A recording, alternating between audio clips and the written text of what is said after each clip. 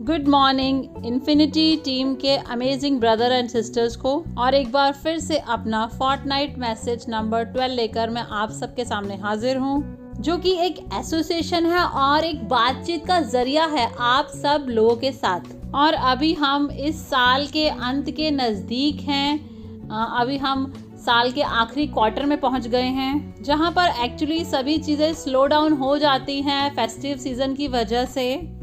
पर मेरा विश्वास कीजिए कि इस साल के अंत के समय में आप जो भी मोमेंटम अभी कैरी करते हैं अपनी ऑर्गेनाइजेशन में, तो वही डिसाइड करेगा आपके मोमेंटम को आपकी ऑर्गेनाइजेशन में अगले साल के लिए। तो इसे बिल्कुल भी हल्के में ना लें, ये बहुत ही क्रूशियल टाइम है। साल के आखिरी के 3 महीने जो भी आपने टारगेट्स डिसाइड किए हैं अपने लिए इस साल के लिए, तो भले वह कितने भी परसेंटेज में रह गए हों, पर फिर भी अभी भी आप में पोटेंशियल है उसे अचीव करने के लिए। बस आपको अपने आप को पुश करना है, और ना ही सिर्फ आपको अपने इस साल के टारगेट्स को अचीव करना है, पर साथ में आपको अगले साल के लिए भी अपने नए मोमेंटम से शुरुआत करनी है। और फिर इस एनर्जी के साथ आपको अगले साल में आप अपने सारे टारगेट, सभी गोल्स को अचीव कर लेंगे, आपके सभी ड्रीम्स फुलफिल होंगे। तो साल के इस अंतिम समय में, इस आखिरी क्वार्टर में, मैं आप लोगों से एक बहुत ही महत्वपूर्ण चीज के बारे में बात करना चाहता हूँ। अब सुनने में ये बात बहुत सिंपल लग सकती है और ऐसा लग सकता है कि हर किसी को इसके बारे में पता है, पर मैं आज ये चाहता हूँ कि आप सब लोग इसके बारे में सीरियसली सोचें और अपने आप का आत्म विश्लेषण करें और अपनी ऑर्गेनाइजेशन को देखें, और इस पहलू पे जो भी आपकी ऑर्गेनाइजेशन का कल्चर है उससे देखें। आज मैं कुछ ऐसी चीज के बारे में बात करने जा रहा हूँ जिसके बिना ये बिजनेस हो नहीं सकता, और बिना इस चीज के आपके सपने भी पूरे नहीं हो सकते। और ये बात और कुछ नहीं है, ये एक तरह से आपकी फरारी में फ्यूल का काम है, और अपनी फरारी को अपने डेस्टिनेशन तक ले जाने के लिए आपको उस फ्यूल की जरूरत है। और वह फ्यूल, वह ईंधन और कुछ नहीं, एक ऐसी चीज है जिसको हम शुरुआती दिनों में कहते थे STP। अब इसका क्या मतलब है? ये STP क्या है? STP का मतलब है शो द प्लान, या कहें शो द प्रेजेंटेशन। अब ये बात आपको सुनने में बहुत ही सिंपल लग सकती है कि हाँ मुझे पता है इसके बारे में, कि हाँ मुझे प्लान शो करना है, प्रेजेंटेशन दिखाना है ज़्यादा से ज़्यादा बिजनेस करने के लिए। पर मुद्दे की बात ये है कि जो मैंने देखा है पिछले 2-3 सालों में, कि यही सबसे बड़ा इशू है उन सभी ऑर्गेनाइजेशंस में जहां लोग अपने ड्रीम्स को फुलफिल नहीं कर पा रहे हैं, लोग अपने गोल्स को अचीव नहीं कर रहे हैं, लोग अपनी ऑर्गेनाइजेशंस में मोमेंटम नहीं क्रिएट कर रहे हैं। तो यही सबसे बड़ा इशू है, और यही सबसे कॉमन इशू है बहुत सारी ऑर्गेनाइजेशंस में। ओके, बहुत सारे लोग हैं, लोगों का नंबर तो ज़्यादा है ऑर्गेनाइजेशंस में, पर नंबर ऑफ प्रेजेंटेशंस बहुत ही कम है ऑर्गेनाइजेशंस में। तो मैं आपसे पूछना चाहता हूं कि अगर आप पहले से ही बिजनेस में हैं और आपके सपने भी हैं और आप कमिटेड भी हैं, तो बिना प्लान के आप क्या कर लेंगे? कुछ भी नहीं। तो आपको अपनी ऑर्गेनाइजेशन में एक कल्चर बिल्ड करने की जरूरत है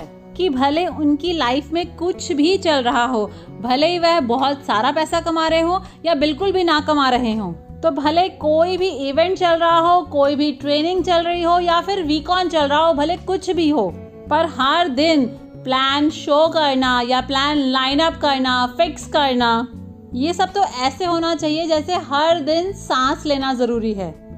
ओके, तो हर पल सांस लेना।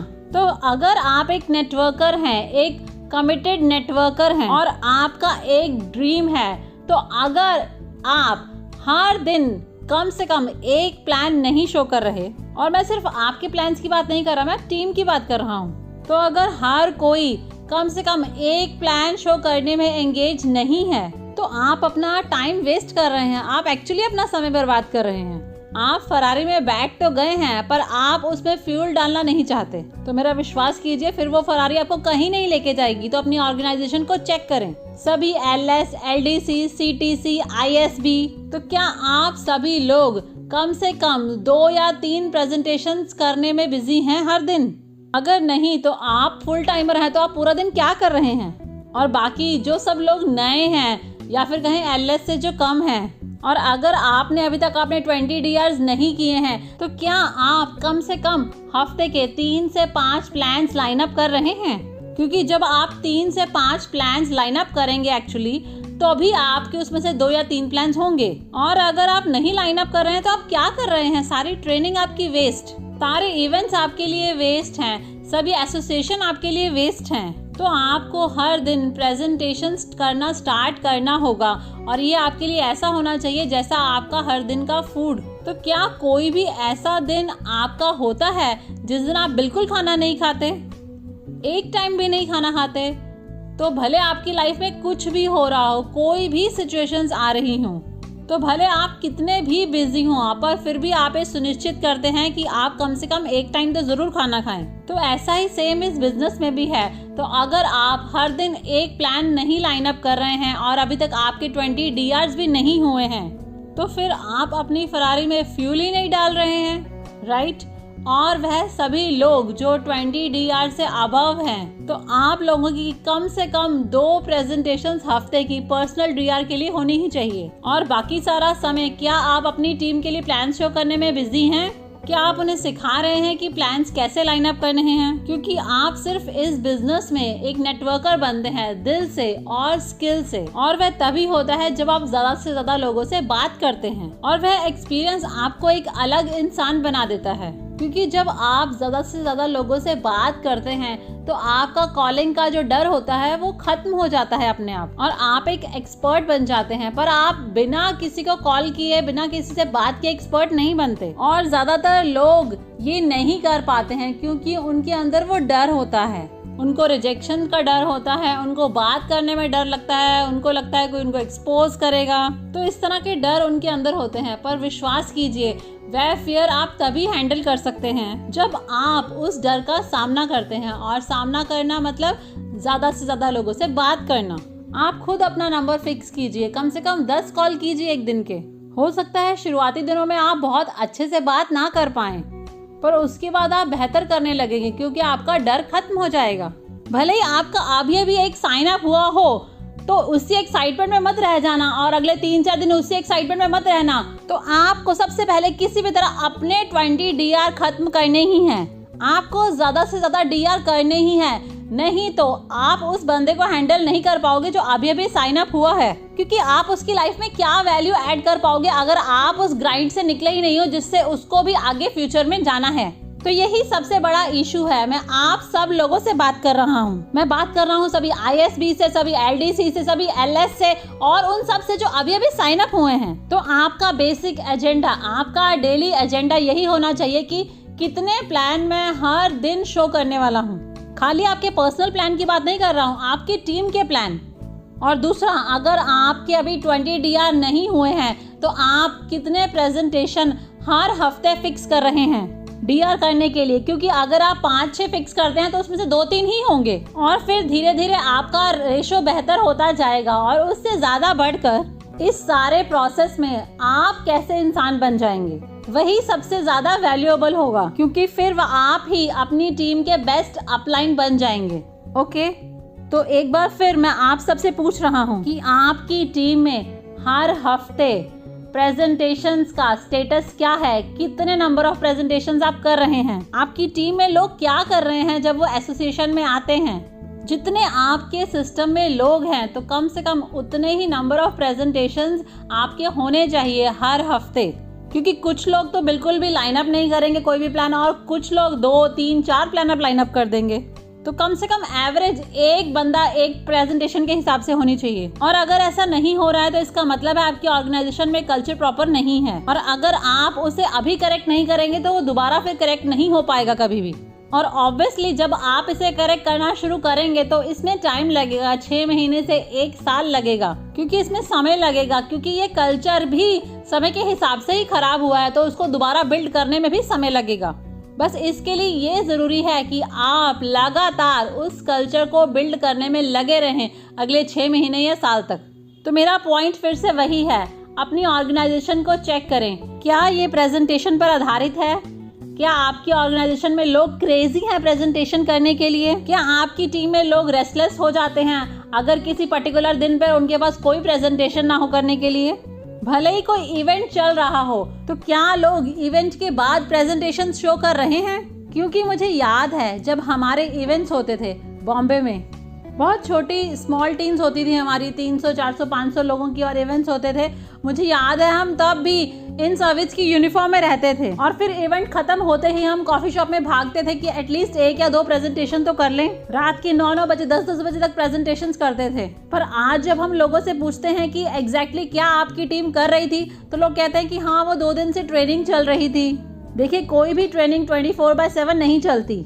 देखिए, मुझे इससे कोई फर्क नहीं पड़ता कि हाँ, आप कोई ट्रेनिंग में थे या आप कोई इवेंट में थे या फिर आप सो रहे थे या आपकी तबीयत ठीक नहीं थी। तो जो भी हो, तो क्या आपको पता है कि हर दिन प्रेजेंटेशन करने के लिए किस चीज़ की ज़रूरत है? बस एक ही चीज़ चाहिए, आपके अंदर वो तीव्र इच्छा होनी चाहिए, वो स्ट्रॉन्ग इंटेंशन होना चाहिए करने का, और आपको बेचैनी होनी चाहिए अगर आप ऐसा नहीं कर पाते। मुझे अभी भी याद है कि शुरुआती दिनों में किसी खास दिन में अगर प्लान कैंसिल हो जाता है तो मैं सच कह रहा हूँ कि तब तो मैं बहुत ज्यादा रेस्टलेस हो जाता था, बहुत ज्यादा इरिटेटेड हो जाता था, क्योंकि उस समय मुझे एक ही चीज चाहिए थी, ज्यादा काम, ज्यादा प्रेजेंटेशंस। उसका रिजल्ट मेरे हाथों में नहीं था, वो भगवान के हाथों में था। पर जब मैं लगातार ऐसा करता रहा बहुत लंबे समय तक, तो भगवान ने भी इस चीज को देखा, तो उसने भी मुझे रिजल्ट देना शुरू कर दिया कई गुना करके। पर शुरुआत में वह सिर्फ आपको देखता है। तो गाइस, किसी भी क्लोजिंग के लिए वेट ना करें, भले कोई क्लोजिंग पेंडिंग भी रह गई हो। हाँ, जो भी उस क्लोजिंग को करने के लिए करने की जरूरत है वो जरूर करें, पर फिर भी ये सुनिश्चित करें कि उस दिन आपका कोई ना कोई प्लान जरूर हो, नया प्लान, क्योंकि प्रेजेंटेशंस और प्लान यही इस बिजनेस का एक राइस बाउल है। क्या आपने इसके बारे में सुना है? उस समय जब हमने शुरुआत की थी इस बिजनेस की, तब हम इसे हर दिन सुनते थे और चीफ हमेशा इसके बारे में बात करते हैं, प्रेजेंटेशन प्रेजेंटेशन प्रेजेंटेशन, और लोग हंसते हैं जैसे कोई वो जोक सुना रहे हो। गाइस, वही सबसे महत्वपूर्ण चीज है। तो अपनी ऑर्गेनाइजेशन को चेक करें, अपनी टीम को चेक करें कि आपके सिस्टम में कितने लोग हैं और उसके मुकाबले में कितनी प्रेजेंटेशंस हर हफ्ते हो रहे हैं। और जब आप चेक करेंगे तब आपको प्रॉब्लम का पता चलेगा, और जब आप इन छोटी छोटी चीजों को फिक्स कर देंगे थोड़ा एफर्ट्स डालकर, फिर आपकी ऑर्गेनाइजेशन रॉक करेगी, आप वंडर क्रिएट कर देंगे। आपकी लीडर्स तो एक्चुअली उड़ने लग जाएंगे और आप अपने सभी ड्रीम्स को फुलफिल करेंगे। बहुत ही तेजी के साथ आप अपने सारे सपने पूरे कर लेंगे। आपकी ऑर्गेनाइजेशन का हर बंदा खुश होगा। आपकी ऑर्गेनाइजेशन में एक अचीवमेंट का कल्चर होगा, एक बज होगा, सफलता की एक गूंज होगी आपकी ऑर्गेनाइजेशन में। और ये तभी होगा जब आप ये सुनिश्चित करेंगे कि ज्यादा से ज्यादा प्रेजेंटेशंस हों, और आपके सारे प्रयत्न इसी तरफ होने चाहिए कि कैसे मैं अपनी टीम में ज्यादा से ज्यादा प्रेजेंटेशंस का नंबर बढ़ाऊं। भले आपकी क्लोजिंग रेशियो कम हो, पर फिर भी उसे मैनेज किया जा सकता है। पर कम प्रेजेंटेशंस, भले आपका क्लोजिंग रेशियो 100% हो, पर फिर भी आपकी ग्रोथ में लिमिटेशंस आ जाएंगी। तो गाइस, चेक करें कल्चर को, चेक करें नंबर्स को, और फिर एक बार बैठे और आत्म विश्लेषण करें, और फिर समझकर उस गैप को खत्म करें अपनी ऑर्गेनाइजेशन में। और फिर अगले 2 महीनों में ही आपको एक चेंज नजर आएगा, और फिर उस कल्चर को आपको हमेशा बनाए रखना है, और इसके लिए आपको 6 महीने साल प्रयत्न करने होंगे और उसको मेंटेन करना होगा फिर कल्चर को। तो एक बार फिर से प्रेजेंटेशन प्रेजेंटेशन प्रेजेंटेशन। तो चेक करें अपने आप को, अपनी टीम को, चीजों को फिक्स करें और फिर अपने सारे सपनों को साकार करें तेजी से। Thank you very much. Happy presentation. I love you so much.